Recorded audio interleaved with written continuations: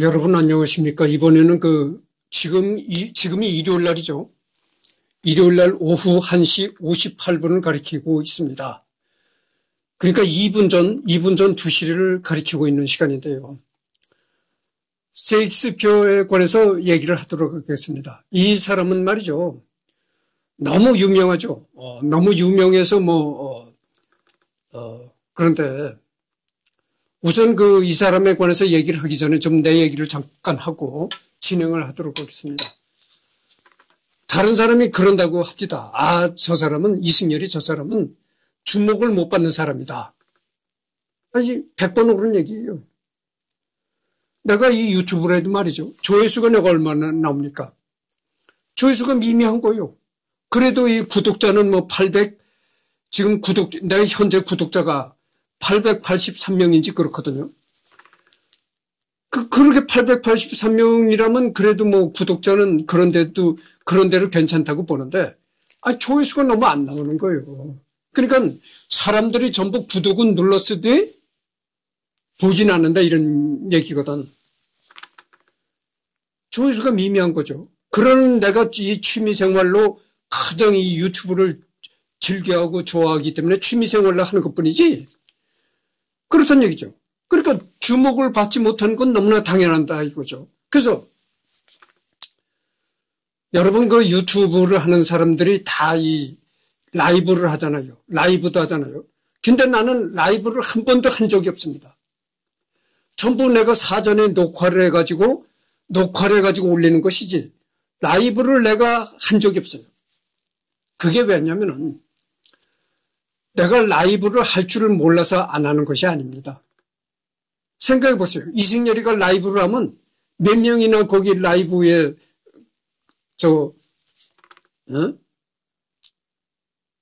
들어오겠는가 한번 생각해 보세요. 라이브를 진행하면 그 라이브 옆에 들어온 사람들이 자꾸 이렇게 문자도 남기고 그러잖아요. 메시지를 서로 나누잖아요. 도대체 몇 사람이나 되겠느냐 이 말이에요. 내가 라이브를 하면요. 그저 한 사람이나 두 사람 들어올까 말까 하다 그죠. 그 사람을 보고 라이브를 하겠어요, 내가. 그러니까 나는 그렇기 때문에 내가 라이브를 안 하는 겁니다.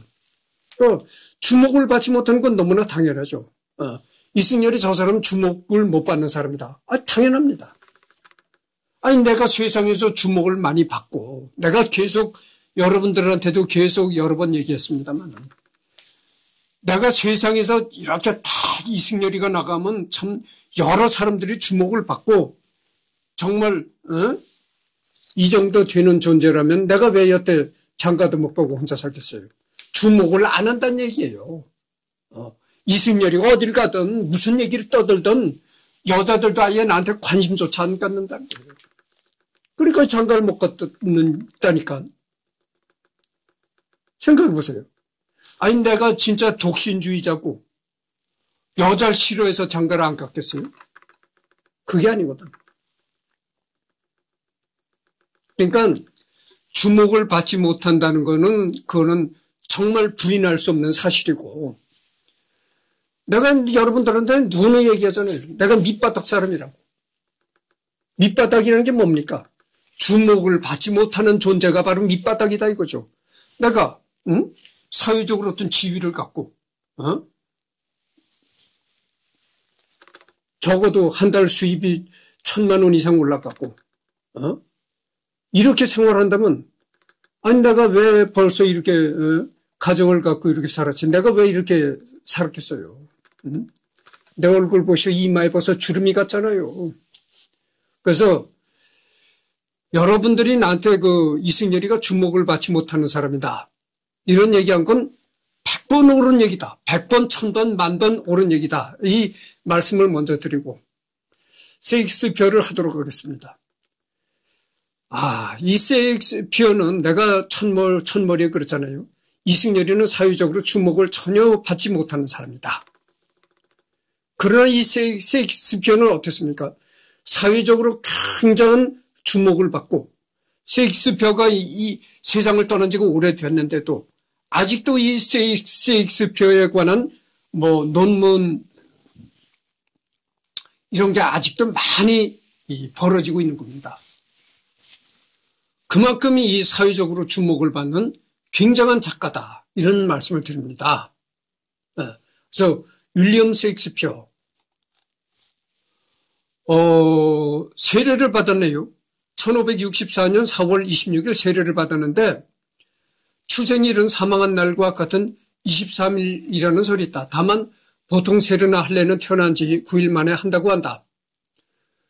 그러므로 17일도 가능성이 있다. 잉글랜드 왕국 워릭셔주 스트래퍼드 어폰 에이번, 그러니까 이게 세례일이라고 하는데 태어나자마자 이게 세례일이라고는 하는데 세례일과 출생일이 동일하다 이렇게 생각할 수 있겠습니다. 그러니까 1564년 4월 26일에 태어났다. 태어난 고장은 잉글랜드 왕국. 그러니까 그 당시에는 영국도 이제 왕국이었었죠. 지금도 왕국이잖아요. 영국에는 지금도 왕이 계속 유지가 된 겁니다. 그렇지만 옛날과는 달리 지금은 이제 입헌군주제죠. 왕은 직접적으로 정치를 하질 않는. 사망은 언제냐? 사망은 1616년 4월 23일에 사망했다. 그때가 그 51세에서 52세가량에 사망했다. 그러니까 이때 51세라면 말이죠. 뭐 아주 장수한 것은 아니지만 그런 대로 살 만큼 살았다 이렇게 볼 수 있습니다. 지금은 51세라면 너무 아까운 나이에 죽었다 이렇게 볼 수 있겠지만 이때는 사람 수명이 굉장히 짧은 때였습니다. 그리고 스페인의 대문호인 세르반테스의 숫자상 사망일과 같다. 다만 당시 잉글랜드는 그레고리력을 채택하기 전이라 둘이 같은 날 죽은 것은 아니다. 잉글랜드 왕국 워릭셔주 스트래퍼든 어폰 에이번 이렇게 됐네요. 잉글랜드 왕국, 직업은 극작가, 시인, 배우. 극작가, 시인은 이해를 하겠는데 배우이기도 했다. 뭐 이러네요. 그리고 이게 그 사인이다. 서명을 이렇게 했다 이러네요. 장례는 1616년 5월 5일에 장례를 치렀고 묘지는 영국 스트래퍼드 어폰의 이건 뭐 참 길고 외국어라 말이 잘 안 됩니다만은 스트래퍼드 어폰 에이번 성 트리니티 교회. 신체는 163cm 54kg. 내가 언젠가 누누이 얘기를 했습니다. 예전에는 이 서양 사람도요, 체격이 크질 않았어요. 그렇다는 걸 아십시오. 학력은 에드워드 육세학교 스트래퍼드 어폰 에이번이다. 활동은 이제 1585년에서 1613년 사이에 활동을 했고, 종교는 개신교, 성공회. 우스터의 성공회 교회 법정에서 1582년 11월 27일에 앤 해서웨이와의 혼인 허가를 내주었던 기록이 남아있다. 당시 잉글랜드 국교회에서는 국민들의 관원 상제 같은 대소사를 관장하는 일종의 주민센터의 역할도 겸했기 때문에 명성에 비해 너무도 빈약한 세익스피어 개인의 삶에 대한 기록들이 성공회의 자료에서 나오는 경우가 꽤 있다. 아버지는 존 세익스피어. 아버지는 이제 1531년에서 태어나가지고 1601년에 사망했다 이렇게 나왔네요. 어머니는 메리 세익스피어.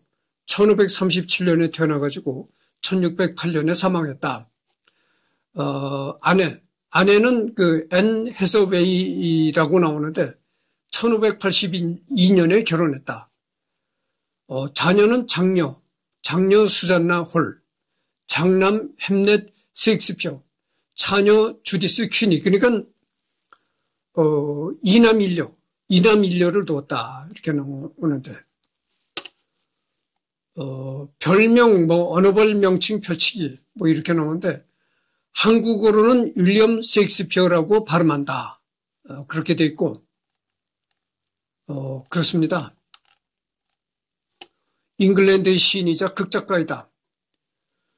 흔히 소설가라고 잘못 알려있는 경우가 많은데 셰익스피어는 단 한 편의 소설도 쓰지 않았고 그의 대표작은 전부 극본이다.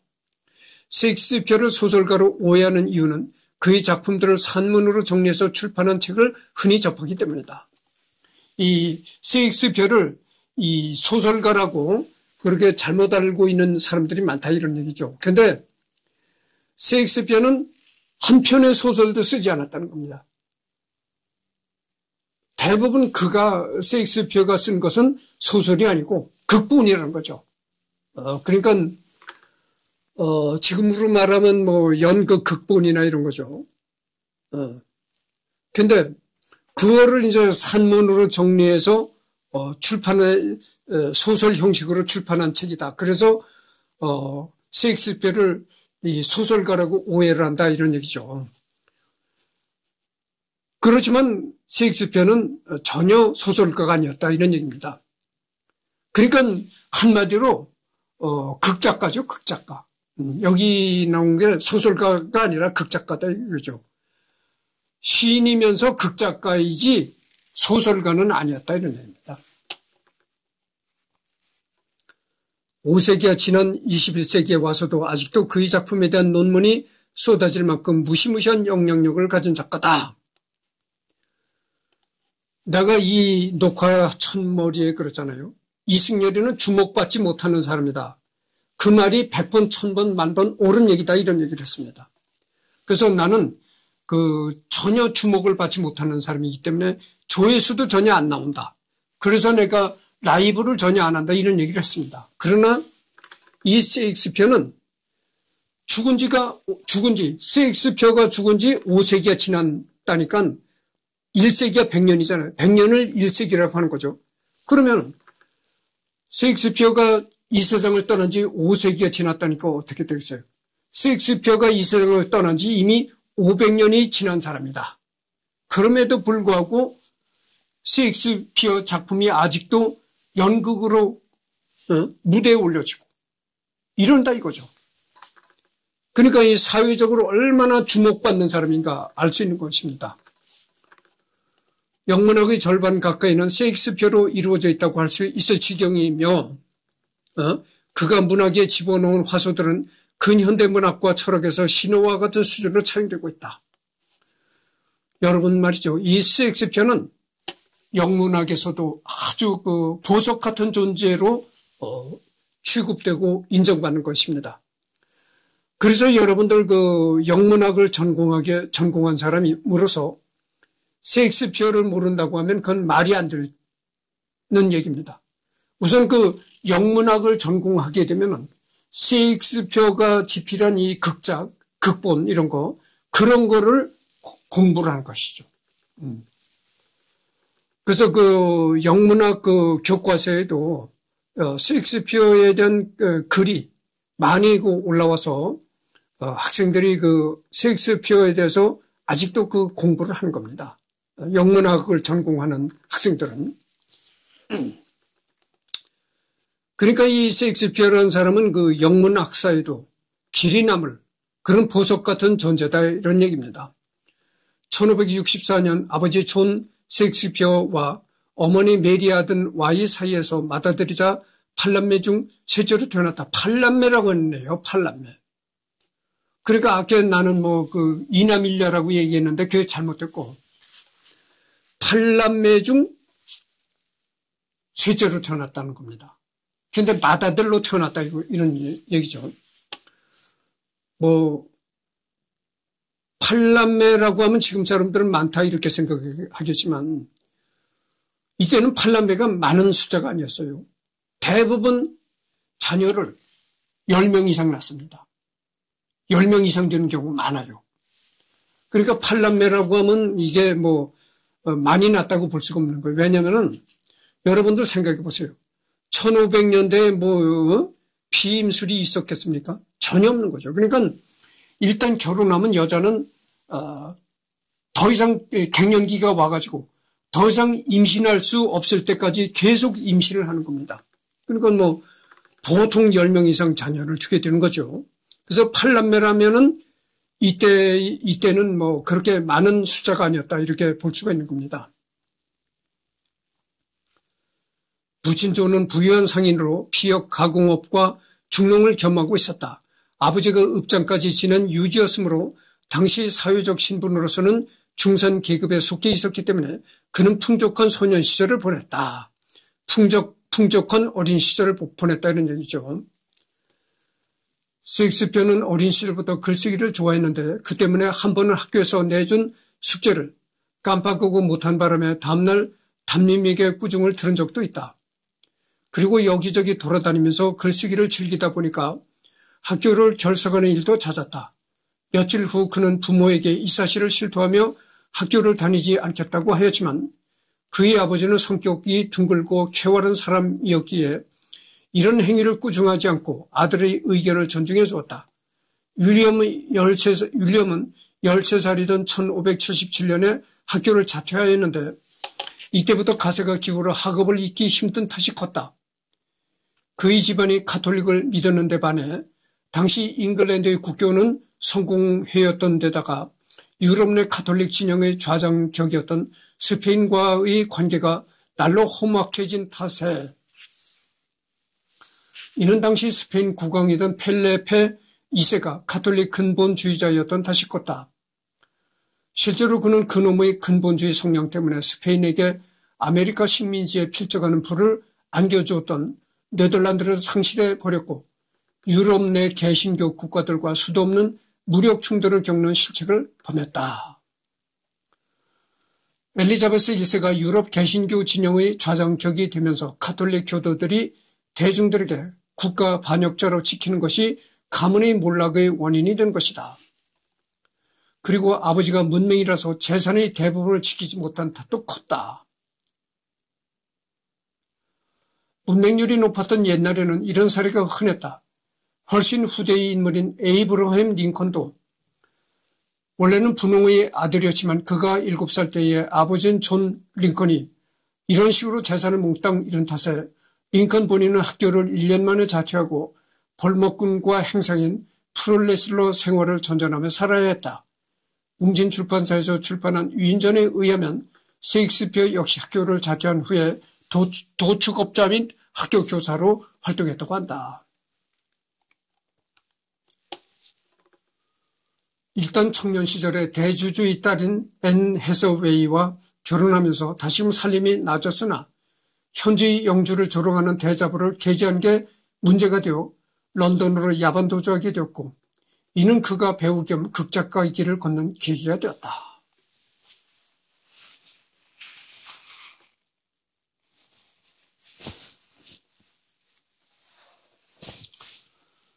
(1580년대에) 극단에 들어가서 1594년 시종 장관 극단의 일원이 되었으며 그러니까 연극 배우이기도 했다고 하네요.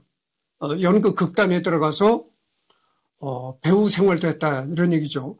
1599년에는 글로브 극장을 세워 공동 소유자가 되었다.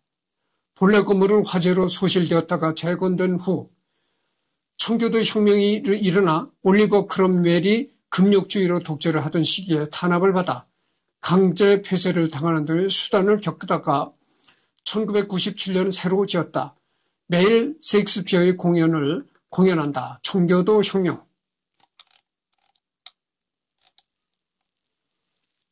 아, 1642년부터 1651년까지 찰스 1세를 중심으로 한 왕당파와 잉글랜드 의회를 중심으로 한 의회파가 세 차례에 걸쳐 벌인 대규모 내전이다. 공화정이 수립되었을 때 청교도식 법규를 기반으로 하여 통치했기에 청교도 혁명이라고 불린다. 한때는 청교도 혁명으로 자주 불렸지만 혁명이라는 단어에 대해서 진지한 고찰에 들어간 20세기 후반부터 콘레드 러설 등 수정주의 성향의 학자들을 중심으로 혁명성이 부정되고 일반적으로 잉글랜드 내전이라고 한다. 단적으로는 영문 위키백과의 표제어가 잉글리시 시빌 워이다.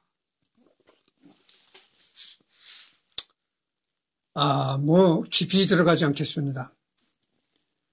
그렇잖아요. 지금은 어디까지나 셰익스피어를 하는 시간이지 청교도 혁명을 다루는 시간이 아니거든요.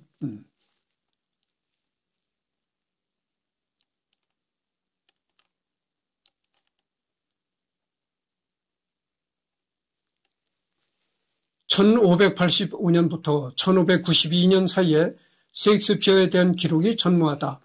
1616년 고향인 스트래퍼드 어폰에 입원해서 숨졌다. 스트래퍼드 어폰에 입원해서 숨졌다. 향년 52세.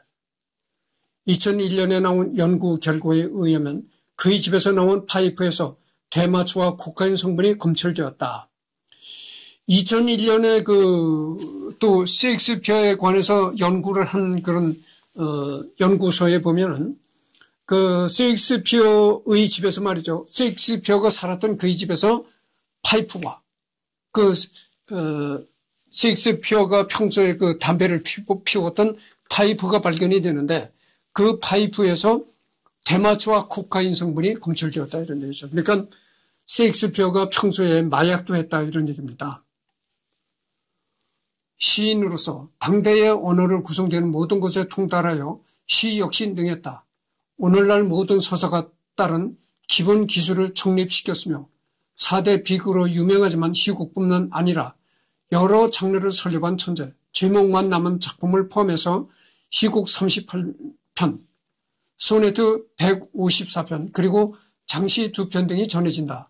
잉글랜드의 르네상스 초기의 이탈리아의 시형식 칸초네가 토머스 와이엇에 의해서 잉글랜드로 들어왔다. 그 뒤로 14행시 오음보 정령신 소네트가 잉글랜드의 모든 작가들이 쓰기 시작했고 문학 니콜 소네트 수준, 시드니 스펜서 같은 위대한 작가를 낳는다. 이때 들어온 소네트 형식은 이탈리아 시인인 프란체스코 페트라르카가 정립한 것이어서 페트라르카식 소네트라고 부른다. 페트라르카식 소네트는 그 시작부터가 사랑하는 연인에 대한 찬양에 가까운 찬미였기에 100년 이상 시간이 지나면서 온갖 클리셰가 난무하게 되었고 1580년대 후반 인기가 식었다. 클리셰, 오버된 감정과 적절한 짝사랑 얘기 같은 게 주었다. 프란체스코 페트라르카 이 사람인데 이 사람에 관해서는 하지 않기로 하겠습니다. 언젠가 이 사람도 하게 되겠죠. 그러나 지금은 어디까지나 셰익스피어를 하는 시간이니까 셰익스피어에 몰두해야죠. 그런데 셰익스피어가 이 진부해진 소네트 형식으로 참신한 내용을 담아내면서 인기를 끌었고 지금까지 그 명성을 전한다. 또한 셰익스피어는 종전의 소네트와는 다른 내용을 담아내기 위해 자신만의 소네트 형식을 만들어낸다. 페트라르카식 소네트는 한 개의 옥텟, 8행의 묶음과 한 개의 섹스텟, 6행의 묶음으로 구성되어 있으며 8행에서 볼타라여 사상의 전환이 일어나고 ABBA, CDC, CDC 가군 구조로에 따른다.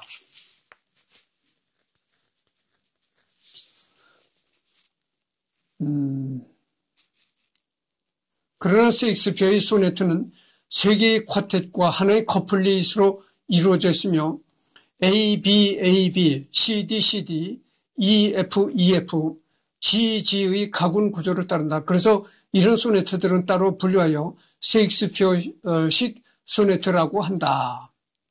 이게 아무로 이 셰익스피어가 시인이기도 했다 이런 얘기가 나오잖아요. 그러니까 이 얘기는 아마도 그 셰익스피어가 시를 쓰는데 여러분 그 시에는 음률이 존재하는 겁니다. 음률이 내재하죠.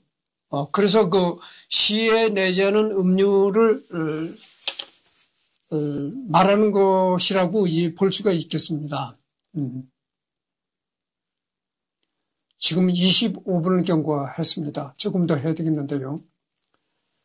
셰익스피어가 이렇게 새로운 형식을 창조한 것은 기존의 페트라르카 소네트 형식으로는 자신이 쓰고자 하는 내용을 담아내기에 적절치 않다고 판단했기 때문이다.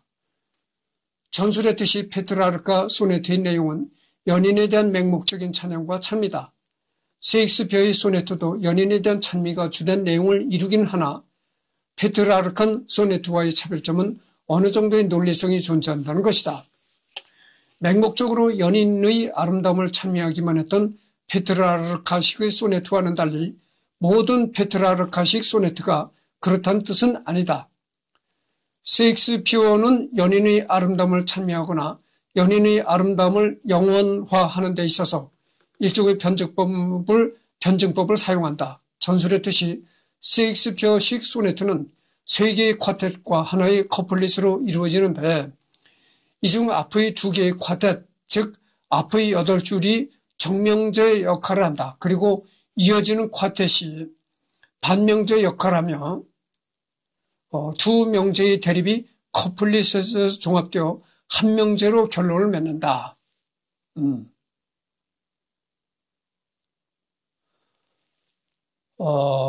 그러니까 정명제, 반명제, 그 다음에 한명제. 그러니까 이런 얘기가 뭐냐면 말이죠. 처음에는 정명제였다가 그 다음에 반명제, 그 다음에는 이제 한명제가 된다 이런 얘기인데 이게 뭐냐면은 정반합이라는 얘기죠. 정반합. 그게 하여튼 철학에서도 서양 철학에서도 해겔이 그런 얘기를 했는지 하여튼 변증법적 유물론 이런 변증법적 유물론이라는 그런 거 철학이 있잖아요.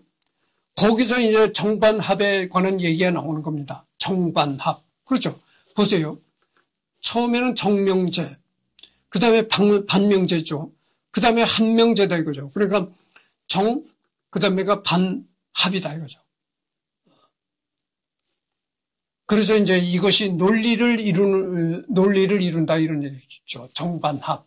그러니까 처음에는 어떤 정식의 논리가 이제 진행이 되고 그 다음에는 정식으로 논리가 됐던 그 이론을 반대하는 또다시 반대하는 설이 생기고 그 다음에가 최종적으로는 정명제와 반명제가 혼합되는 그럼 한명제 논리로 귀결이 된다 이런 식의 얘기가 되는데 가군 구조 또한 이런 변증법적 여기도 나오잖아요.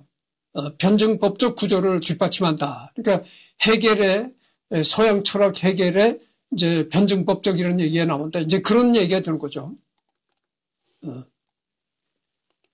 마치 변증법에서 정명제와 반명제가 서로 대화를 하듯 서로 다른 가군이 번갈아서 등장하는 것이 정과 반의 합이 일어나는 커플릿에서는 하나의 가군으로 통일된다.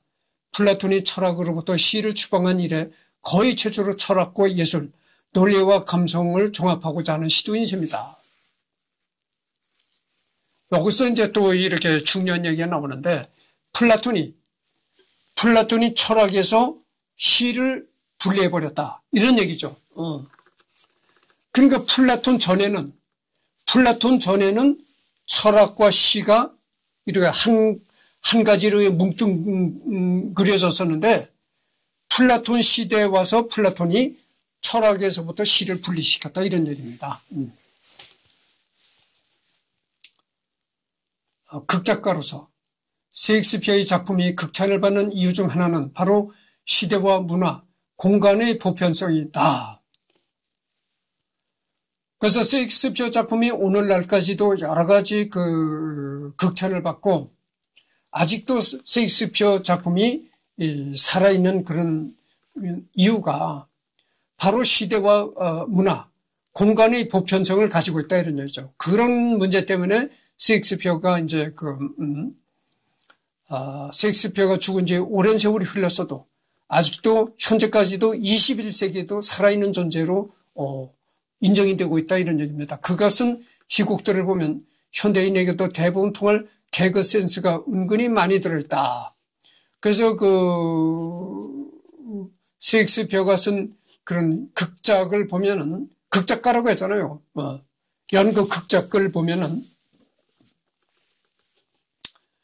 오늘날 현대인에게도 대부분 통할 개그, 웃기는 개그 같은 유머가 은근히 많이 들어가 있다 이런 얘기죠. 여러분들 서울 종로구 해화동이라고 있잖아요. 서울 마로니에 공원이 있고 그런데 거기 가면 여러분들 마로니에 공원에 가면 해화동 주변으로 지하에 위치한 소극장들이 많습니다. 연극 공연을 하는 소극장들이 많거든요. 그런 소극장들에서 아직도 이 셰익스피어 햄릿이나 셰익스피어 작품인 햄릿이나 이런 걸 가지고 아직도 연극을 하는 그런 곳이 많아요. 대학로에 가보면은, 해화동에 가보면. 그러니까 이 셰익스피어라는 인물은 죽은 지 상당한 시일이 흘렀지만 21세기에 아직도 각광을 받고 있다 이런 얘기죠. 셰익스피어의 시국에는 당시 그가 살았던 시대적 배경과 관련된 주제가 많이 나오는데 특히 왕이 죽고 나라가 엄청난 혼란에 빠지는 묘사가 꽤나 자주 사용된다. 당시 영왕이던 엘리자베스 1세가 나이는 많고 후계자가 없어서 민심이 꽤나 불안했기에 이를 자신이 극에 반영한 것. 사실 유명한 글로브 극단의 소유주가 된 것 등등은 제임스 1세의 덕이 많았다고 한다. 시종 장관 극단을 왕실 극단으로 승격시키는 듯 셰익스피어에게 돈을 많이 투자하기도 했다. 그의 극본은 판돈마다 텍스트가 제각기 매우 다른 것으로도 유명하다.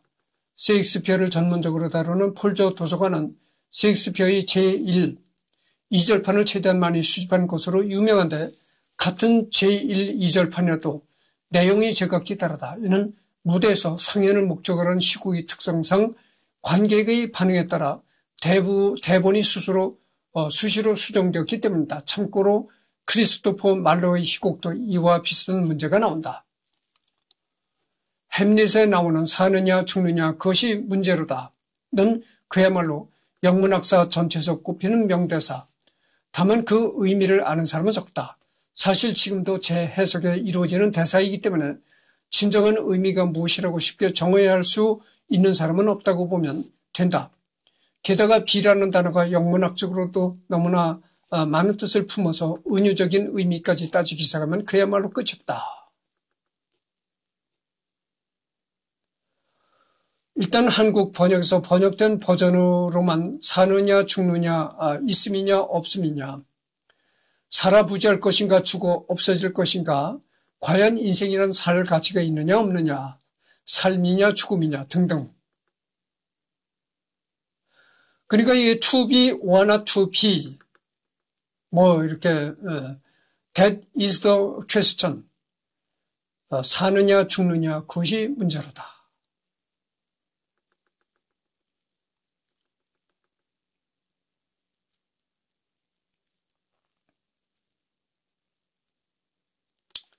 이게 내 자랑을 잠깐 얘기를 해드리겠습니다. 나는 첫머리에서도 내가 얘기를 했잖아요. 사회적으로 주목받지 못하는 사람이다. 사회적으로 주목받지 못한 내가 대한민국에 별 볼 일 없는 사람이다. 내가 이런 얘기를 했습니다. 그러니까 이 별 볼 일 없는 사람이 좀 자랑을 하더라도 좀 들어봐 주시기 바랍니다. 내가 학창시절에 고등학교 시절이라고 내가 생각하는데 고등학교 영어 시간에 영어 선생님이 to be or not to be. 바로 이 문장을 쓴 거야, 칠판에다가. 선생님이 이 문장을 칠판에다 딱 쓰고 이걸 해석할 사람이 이렇게 하니까 모두 다 조용해. 우리 반 애들이 모두 다 조용하더라. 손을 드는 사람이 없는 거야. 그래서 내가 손을 들고 사느냐 죽느냐 그것이 문제다. 내가 이렇게 얘기를 했어요. 그러니까 전부 반 애들이 뒤집어진 거야. 야, 이승열이 이렇게 이제 됐던 거지. 근데 내가 이게 영어 실력이 출중해서 이렇게 직접 번역을 한 것이 아니고 내 얘기를 잠깐 들어보시죠. 내가 어린 시절부터 지금 내가 클래식 음악을 좋아한다는 사실은 내 유튜브를 본 사람들은 다 알 수 있을 것입니다. 내가 어렸을 때 말이죠. 나는 이 클래식 음악을 좋아했고 또 이 시 같은 걸 굉장히 좋아했습니다. 그리고 문학에도 관심이 있었어요. 그러다 보니까 이 셰익스피어, 이게 바로 그 햄릿에 나오는 얘기입니다. 햄릿이 혼자 독백으로 중얼거리는 말이 바로 이겁니다. 사느냐 죽느냐 그것이 문제로다. 이런 얘기를 햄릿이 혼자 독백처럼 중얼거리는 문장이거든. 그래서 내가 이 영문 실력이 출출 중에서 딱 손을 들은 것이 아니라 이미 나는 문학에 여러 관심이 많았고 햄릿의 독백이라는 것도 내가 알고 있었던 터라 손을 들고. 근데 그래, 이걸 칠판에 딱 써놓고 이거를 번역할 사람 손 들어봐라 이런 거야. 그러니까 모두 다 손을 못 들 거다 아니겠어요. 교실이 조용한 거라. 한 사람도 손을 드는 사람이 없으니까 힌트를 줘. 그 영어 선생님이 힌트를 주는데 뭐라고 힌트를 주느냐. 이게 셰익스피어 햄릿에 나오는 독백이다. 이런 그 힌트를 주더라고. 그래서 내가 손을 들었어. 사느냐 죽느냐 그것이 문제로다. 그러니까 학생들이 전부 조용해진 거지. 야, 이승열이가. 그래서 내가 거듭 얘기합니다만은 내가 뭐 영어 실력이 출중해서 이거를 사느냐 죽느냐 그런 번역을 한 것이 아니고 평소에 내가 문학에도 관심이 많았었기 때문에 선생님이 이것이 셰익스피어 햄릿에 나오는 독백이다. 이렇게 얘기를 하니까 그 힌트를 얻어가지고 내가 얘기한 것뿐이다. 이런 말씀을 드립니다. 이게 정말로 셰익스피어 그 햄릿이라는 그런 글이 그 작품이 너무나 유명합니다. 그래서 이 셰익스피어가 혼잣말로 중얼거리는 이 독백이 굉장히 유명한 독백입니다. 사느냐 죽느냐 그것이 문제로다. 그래서 to be or not to be, that is the question. 그야말로 영문학사 전체에서 꼽히는 명대사. 다만 그 의미를 아는 사람은 적다. 사실 지금도 재해석이 이루어지는 대사이기 때문에 진정한 의미가 무엇이라고 쉽게 정해야 할 수 있는 사람은 없다고 보면 된다. 게다가 be라는 단어가 영문학적으로도 너무나 많은 뜻을 품어서 은유적인 의미까지 따지기 시작하면 그야말로 끝이 없다. 뭐 이런 얘기입니다. 후대의 대문호 레프 톨스토이와 조지 버나드 쇼는 셰익스피어를 비난하기도 했는데 같은 대문호의 입장에서 일종의 라이벌 의식을 느낀 것으로 보인다. 톨스토이는 내가 언젠가 한 적이 있습니다. 인물백과에서 다룬 적이 있어요. 그러니까 뭐 더 이상 톨스토이는 하지 않을 것이고, 조지 버나드 쇼는 인물백과에서 내가 다룬 적이 없습니다. 그러니까 언젠가 이 조지 버나드 쇼를 하리라고 생각합니다. 그래서 이제 여기 보면은 톨스토이와 버나드 쇼가 이제 그 셰익스피어를 비난했다 이런 얘기인데, 아마도 그것이 일종의 라이벌 의식에서 그런 것이 아닌가 이렇게 생각이 든다 이런 얘기죠. 일종의 그러니까 시기심에서 그런 그 셰익스피어를 비난한 것이 아닌가 이런 생각을 한다 이런 얘기입니다. 그래서 지금 40분을 경과했습니다. 그래서 다음 시간에는 언어의 창조자 여기서부터 하도록 하겠습니다. 그러니까 오늘이 일요일 날인데 일요일 날 내가 첫 번째 지금 녹화를 했거든요. 그러니까 오후 늦게 또 한 번 녹화를 해서 올릴 것입니다.